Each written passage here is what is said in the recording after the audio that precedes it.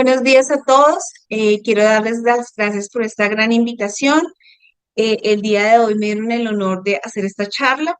Soy la doctora Lina Claudia Santos Hernández, expresidente de Sociedad de Médicos Generales. Soy médica general de la Fundación Universitaria Juan N. Corto y en este momento soy la directora científica de Espiro. El día de hoy vamos a hablar sobre el POC, diagnóstico temprano.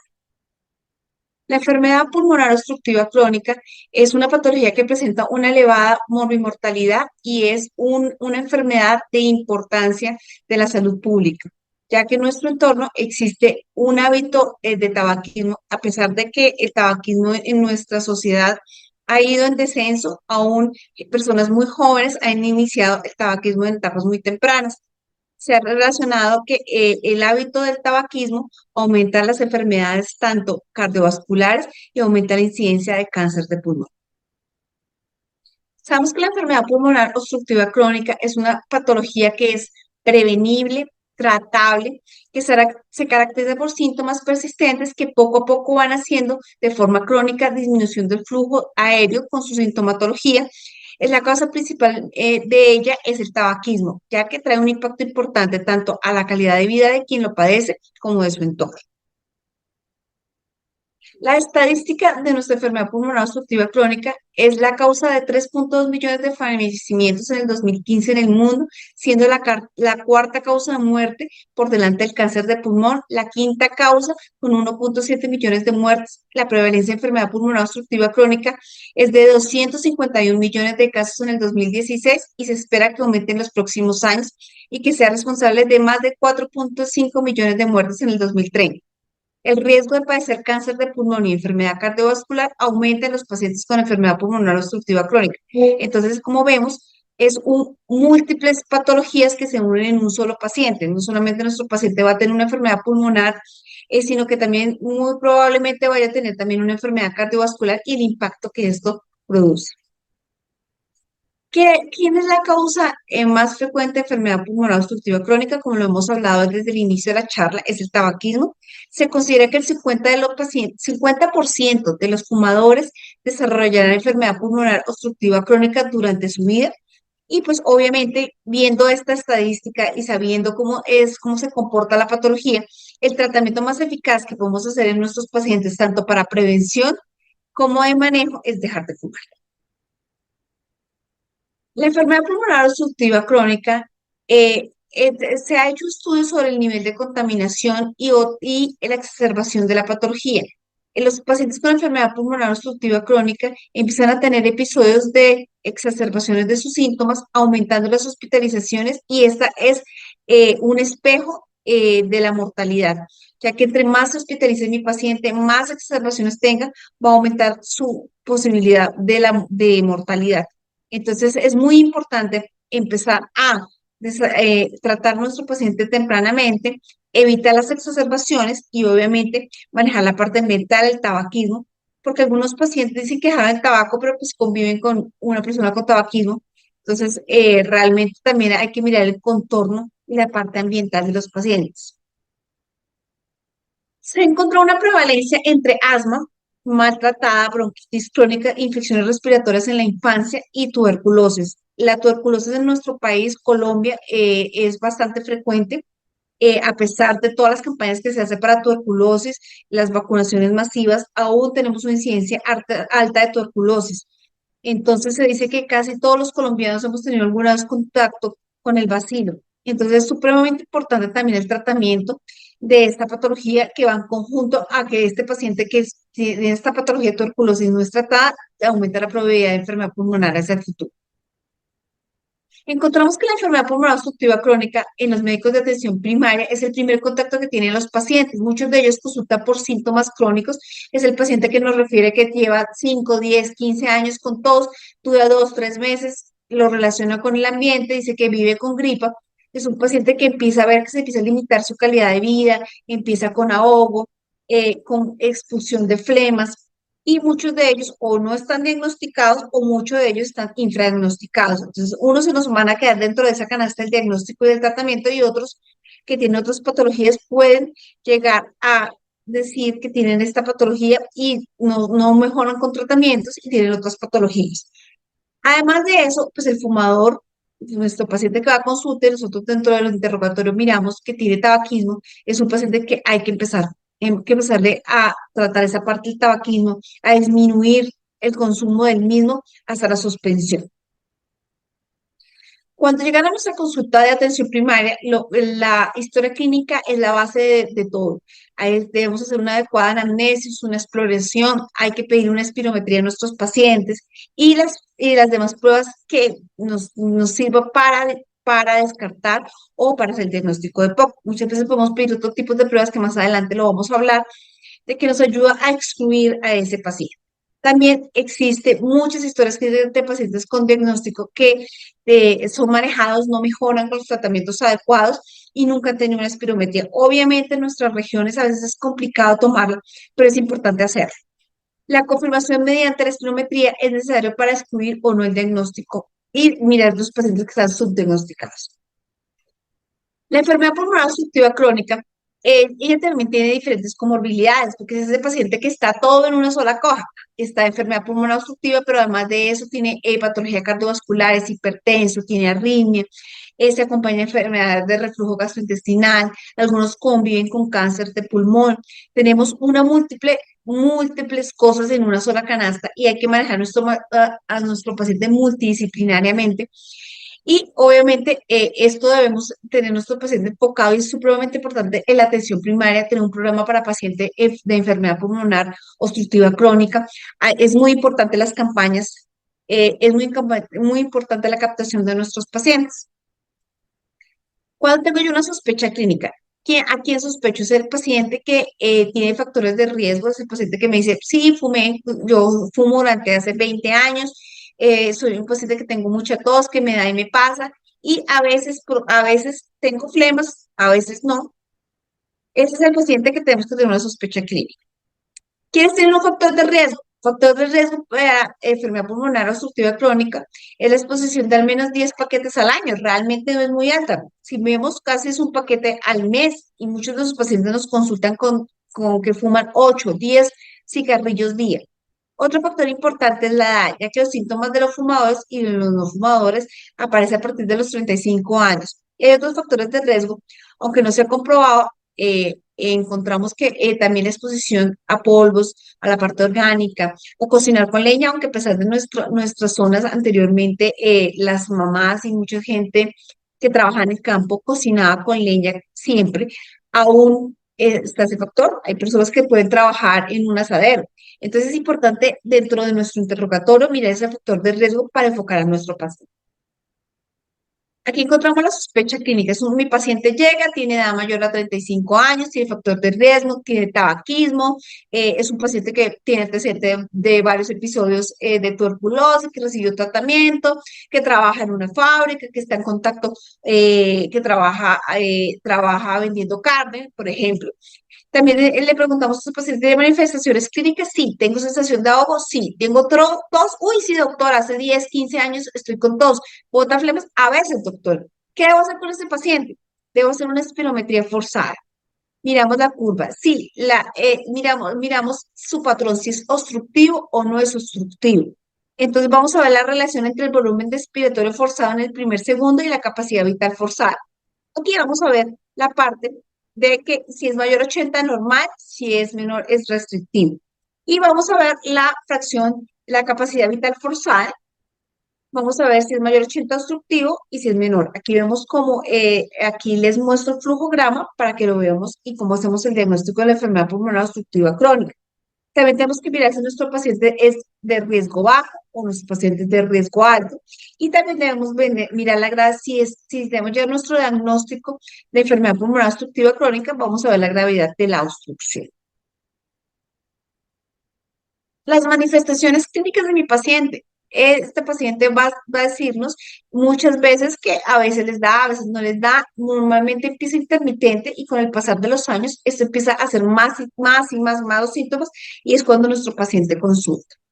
Se- Encontramos que también otra manifestación clínica es esa sensación de ahogo. Él dice que al principio fue leve y con el pasar del tiempo esto ha ido deteriorando su vida. Por eso debemos hacer una clasificación que es la escala modificada de Make-A-Rich, en la que aquí les muestro los grados de disnea.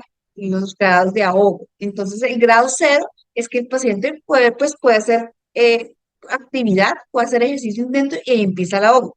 El uno es cuando al paciente le nos refiere, no, doctor, yo camino rápido, pero ya o subo una inclinada, ya con eso me quedo ahogado. El grado 2 es el paciente que pide el paso a otras personas de la misma edad, se cansa muchísimo, ya no camina 3 cuadras, sino una, y debe parar para descansar. El grado 3 es el paciente que debe, cada 100 metros debe parar. Y el grado 4 es el paciente que cosas como cotidianas como tender la cama, bañarse, le produce sensación de ahogo. La tos crónica.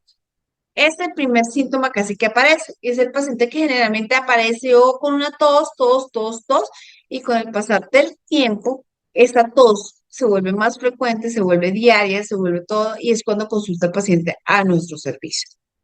Es importante en los pacientes con tos crónicas, debemos hacer también la espirometría para confirmar otras patologías, porque sabemos que la tos crónica puede ser causada puede tener muchas causas, como el asma, el cáncer de pulmón, la insuficiencia cardíaca, las alergias, el reflujo gastroesofágico.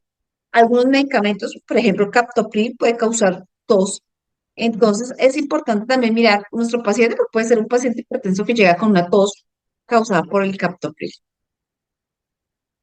La flema es muy importante porque normalmente los pacientes tienen expectoraciones escasas, mucoides, pero es muy importante referirle al paciente ese cambio de la flema, porque muchas veces el diagnóstico que hacemos de exacerbaciones es porque la flema se pone amarilla, se pone más espesa.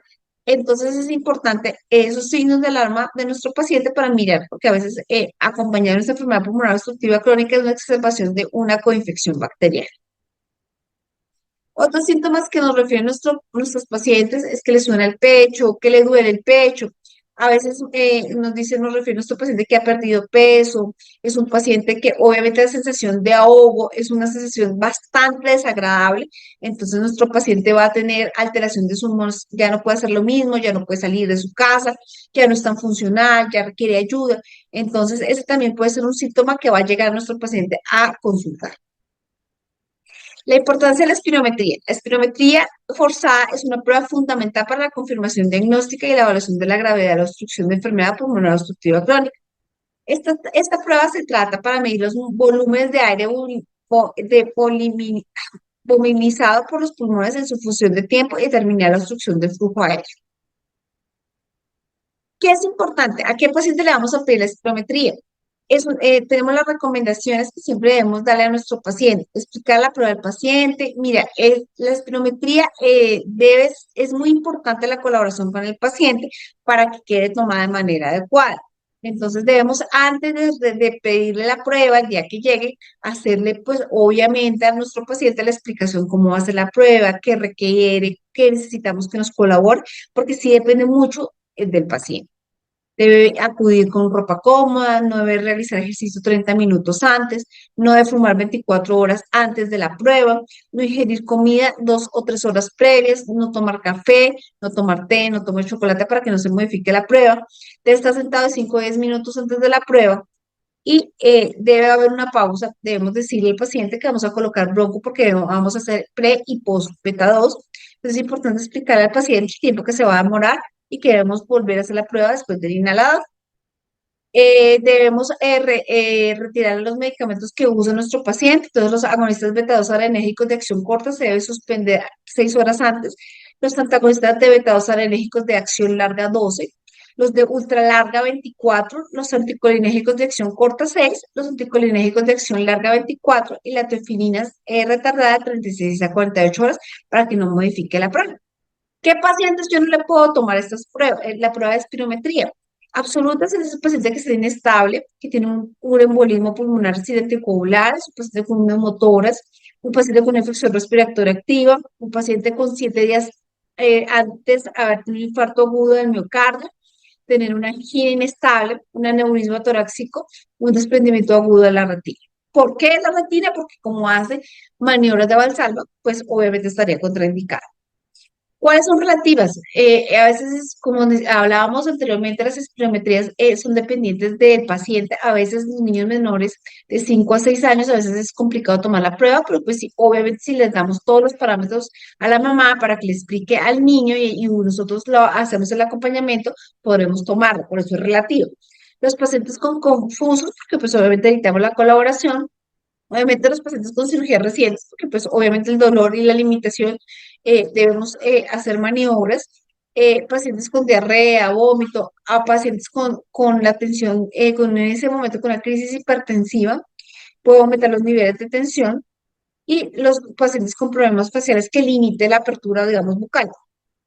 Pero pues podemos mirar en cada caso, pero es supremamente importante realizar la espirometría. La espirometría debe ser individualizada.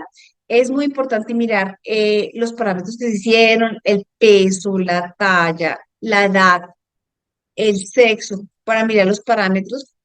La espirometría nos sirve como valores de referencia, nos puede dar un patrón obstructivo, restrictivo, visto normal. Después de hacer la prueba del broncodilatador, se le coloca el vetador, se hace una repetición de la espirometría tras la administración del medicamento. Y es súper importante porque a veces se hacen pruebas y vemos en el diario vivir espirometrías que no se les hace, sino solamente pre, y pues realmente necesitamos la prueba completa para hacer el diagnóstico. La prueba será positiva si la obstrucción es reversible con FEV1, con broncodilatación mejora, igual al 12% y que el valor de 200 mililitros del valor previo a la broncodilatación. Se confirma el diagnóstico de POC si tras la prueba de broncodilatadores la relación es menor del 70%.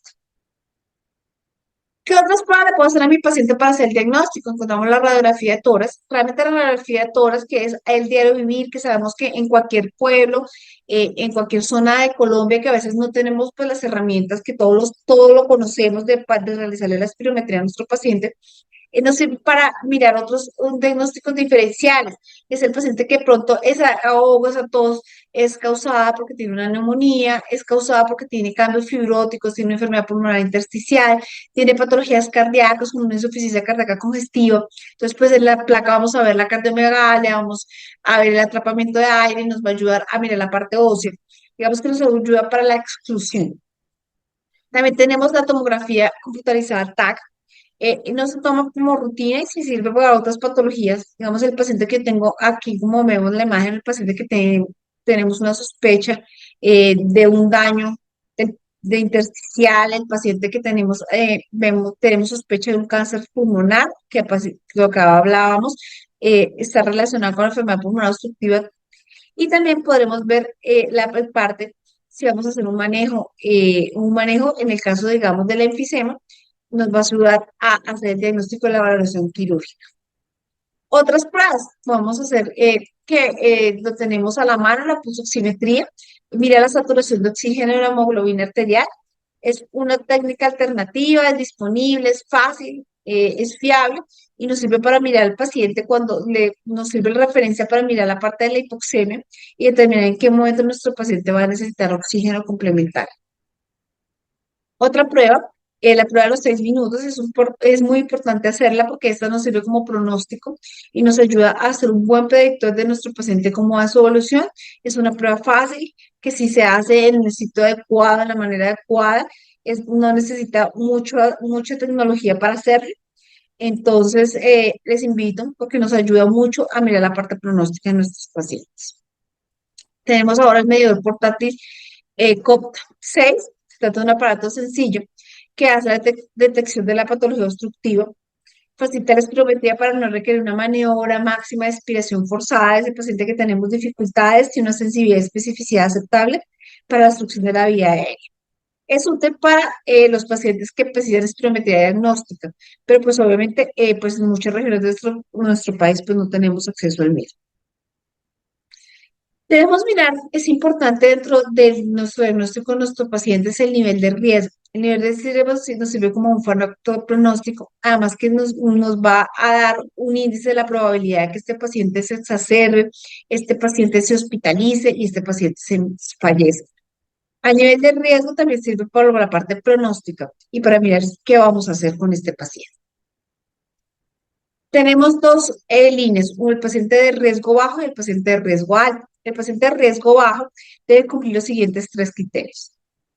El FEV1, posbroncodilatación mayor a 50, un grado de disnea, esa es la clasificación que habíamos dicho, de 0 a 2, y una o ninguna exacerbación en el último año. O sea, es el paciente que no tiene un ingreso ni en servicio de urgencias ni hospitalización.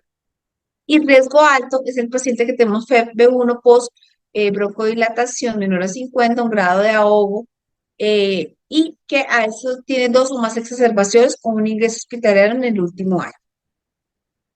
Cuando, cuando como médico de atención primaria decimos enviar a nuestro paciente al neumólogo, cuando no se dispone de espirometría o personal calificado para realizar la espirometría, es el paciente que pues le iniciamos manejo, pero que este paciente que en mi zona o donde yo estoy realmente no puedo hacer el diagnóstico de la enfermedad y debo derivarlo a otro sitio donde lo puedan realizar, o el paciente que tengo la duda si mi paciente tiene una enfermedad pulmonar para que se nos haga el diagnóstico y iniciemos el manejo adecuado. La conclusión de esta charla es que el diagnóstico, la atención primaria es la puerta de entrada a los pacientes con manifestaciones. Hay que clasificar a ese paciente, mirar los factores de riesgo. Hay que tener una responsabilidad muy grande porque nosotros somos la primera barrera de la atención primaria para hacer el diagnóstico y tratamiento de este paciente, para captarlo, para hacer el diagnóstico adecuado, para no subdiagnosticar a nuestros pacientes, es decir, los pacientes que estén en nuestros programas de paciente crónico, enfermedad pulmonar obstructiva crónica, sea el paciente que yo lo estoy manejando, que tiene su diagnóstico, que tiene su tratamiento adecuado, y esto va a mejorar la calidad de vida de nuestros pacientes, va a disminuir la mortalidad de enfermedad pulmonar obstructiva. Debemos todos trabajar en la parte de educación a nuestros pacientes, así vayan por otro tipo de patologías, el tabaquismo, debemos trabajarlo. Debemos explicarles a nuestros pacientes qué ocurre con la enfermedad pulmonar obstructiva crónica, explicarles que es una patología prevenible, que es una patología que podemos tratar y es una patología que es súper importante el diagnóstico temprano, el manejo adecuado y obviamente evitar las exacerbaciones y la hospitalización porque eso va a influir en la mortalidad y la supervivencia de nuestros pacientes. Quiero agradecer, espero que todo haya sido muy claro. Cualquier pregunta o duda, estoy a presta enviármelas por correo electrónico. Les agradezco esta invitación. Me encanta que se abran este tipo de espacios y espero verlos muy pronto. Muchísimas gracias por todo.